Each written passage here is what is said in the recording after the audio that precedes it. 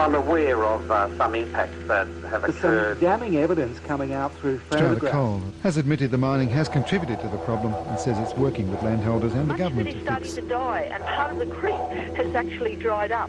And that occurred when the mining Given that it has already happened, we're hearing that those cracks have already occurred and the effects have already been felt. What can be done now to remedy the situation?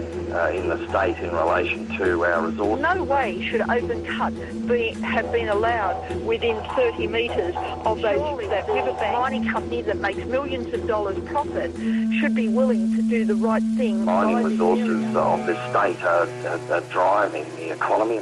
Rivers everywhere are the lifeblood of communities, and without their health, this more than any other thing will be the demise of rural areas. Coal mines, no coal mines. You have to have healthy rivers. The most important thing we have in Australia is water. We have so little of it. We need to raise community awareness. We need to raise Australia-wide awareness of the impacts that coal mining are having on these naturally valuable areas. All you can do is hope you can protect the rivers. You know, we're getting $60 or $70 a tonne or whatever we're getting. But in the long term, what's the legacy?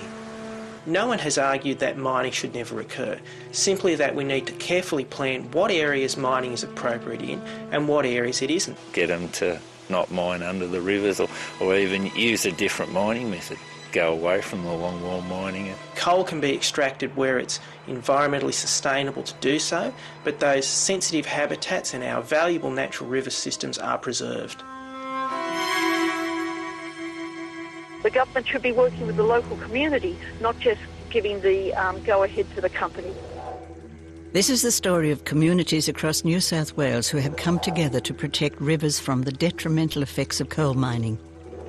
Last year we formed Rivers SOS because we realised this is happening all over New South Wales, and groups are springing up everywhere who are really concerned about what the New South Wales government is allowing to happen. These communities are united by their common stories about the water in their rivers disappearing. They hope to protect the rivers from the poorly regulated mining operations. And we've just got the one aim, which is to ask the New South Wales government to mandate a safety zone of at least 1 kilometre round all our rivers. At present, 11 rivers in New South Wales are currently under threat from future mining operations. All of these mines will go so close to the rivers that cracking and pollution are inevitable.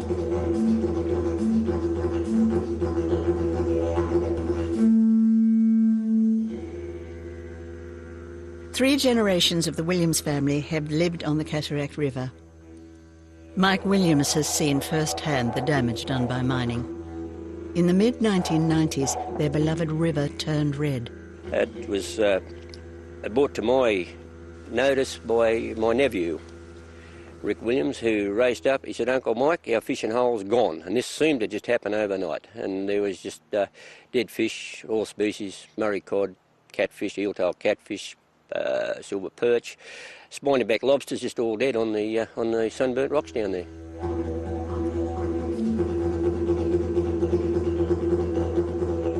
So the water would go under part of the cracked river beds, and they'd come up downstream, and it would return to the surface in different areas with irons and clays and amidst heaps of bubbling gas, which did ignite on many occasions and set the river on fire. Naturally, we got onto the mines, having other parts of my family in the mines at the time, and I said, "There's something gone wrong here." And they said, "Oh no, we had Mr. Jim Armstrong come down straight away. He was their PR man at the time, or property manager, and he said, it's nothing to do with mining, it's got to be the drought." Well, since 1943, or call it 1950, when I'm old enough to remember then, we've had more severe droughts in this area than we've ever had before. Droughts, bushfires, we've had stock die everywhere. But the river held up with groundwater. There was always a trickle of water. It just went overnight, the whole thing was dead. Things were so bad along the Cataract River that several families took the EHP to court. The parties weren't looking for monetary compensation. We just wanted this thing stopped or not to happen again. The families won the case in 1998. The mining warden from the trial concluded 80% of the damage to the river was the result of longwall mining. Only 20% was due to drought. These court findings clearly demonstrated the mine was at fault. The information reaching the public and our politicians remains distorted. The studies that I have available suggest that mining has not been the most significant impact upon the health of some of our streams, and in fact the one on the Cataract River some time back suggested that in fact the major impact was things like agricultural runoff, lower environmental flows rather than mining, and in fact made it clear that mining wasn't a major source of any of the difficulties of the stream. In actual fact, the cataract relies on 1.7 megalitres of water per day being pumped down the river. These current flow releases are not enough to keep the river flowing or maintain acceptable water quality.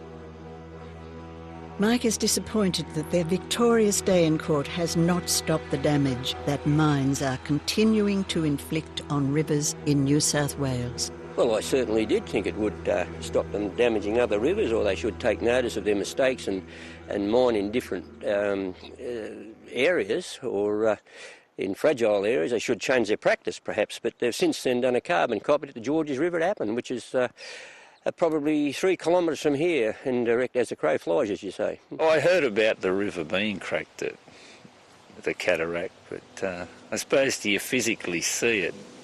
It doesn't actually sink in. It's, you know, there's water in a river one day and there's no water in it the next day. And that's when it really sinks home that, you know, the effects that longwall mining actually does.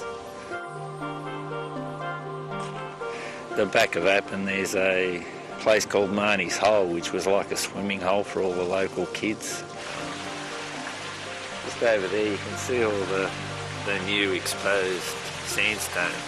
Once they mined under it, all that rock shelf caved in to the actual water.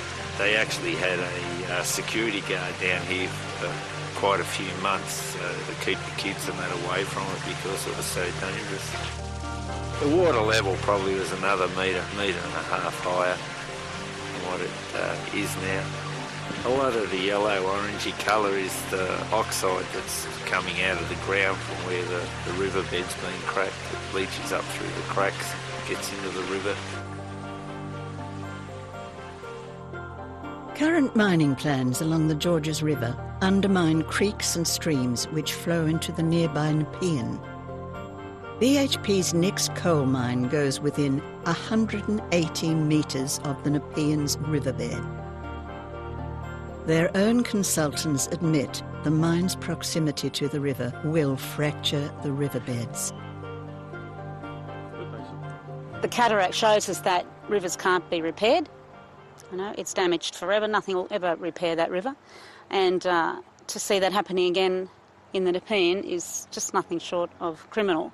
If you go up to the mouth of the cataract where the cataract meets the Nepean, it just smells like a dead river. It is a dead river, the cataract. It's a milky, sort of polluted, smelly stench that comes with the water down there.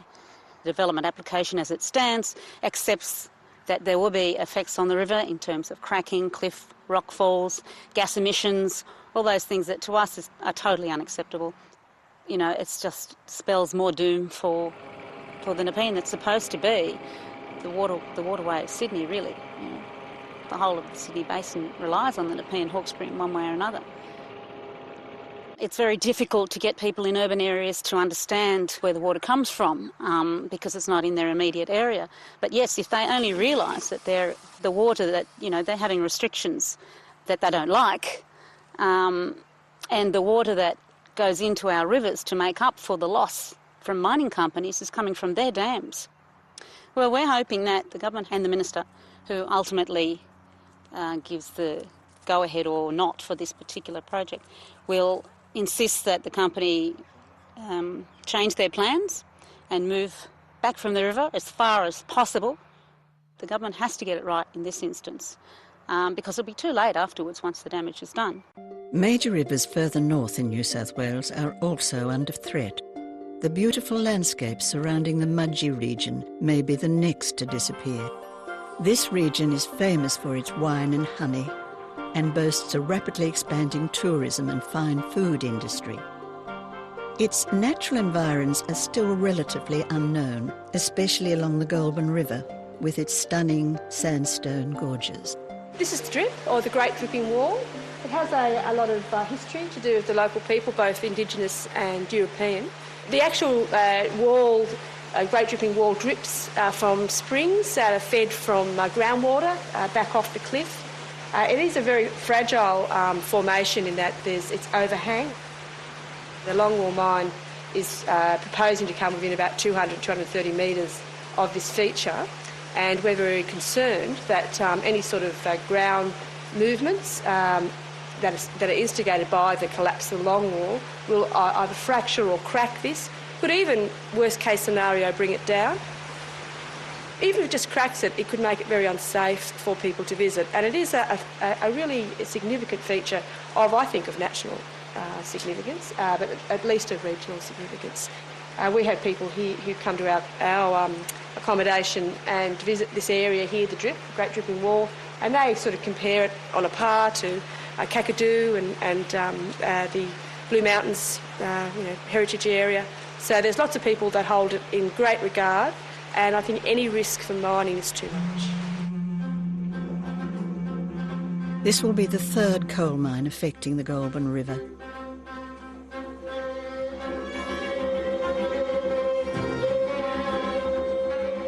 Ulan coal mines started up in the mid-1980s, and the first thing they did was divert the river. This diversion was very unsympathetic with the whole area.